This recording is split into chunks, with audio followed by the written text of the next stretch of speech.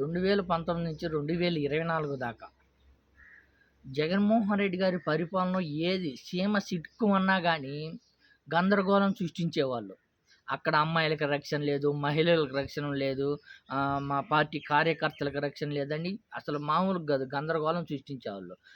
ఏదైతే జగన్మోహన్ రెడ్డి గారు మహిళల కోసం చాలా అంటే చాలా భద్రత సి టీమ్ పెట్టి ఎక్కడ ఏ మహిళకి ఏ ఇబ్బంది రాకుండా చాలా అంటే చాలా జాగ్రత్తగా అందించారు. కానీ టీడీపీ పార్టీకి సంబంధించిన వంగలపూడి అనిత మేడం గారు గాని గతంలో మహిళకి రక్షణే లేదు.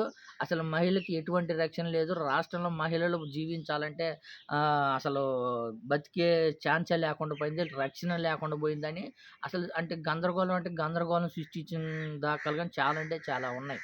అయితే ఇప్పుడు ఏదైతే టీడీపీ పార్టీ గెలిచిన తర్వాత వంగలపూడి అనిత మేడం గారికి హోమ్ మినిస్టర్ పదవి ఇచ్చారు.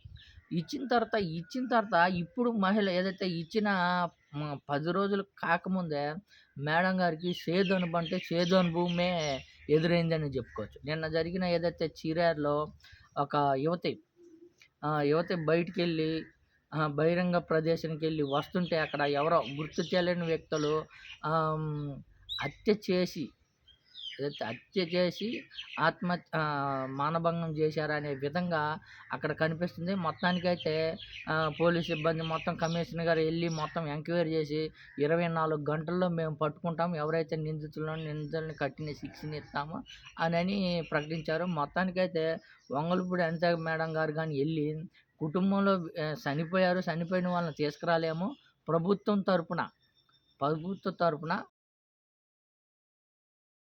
ప్రభుత్వానికి 10 లక్షలు ప్రకటించారు. మొత్తానికైతే గతంలో మహిళలకు రక్షణ లేదు, విధ్వంసం జరుగుతుంది రాష్ట్రంలో. ఎప్పుడైతే కనుక్కున్నారో ఇప్పుడు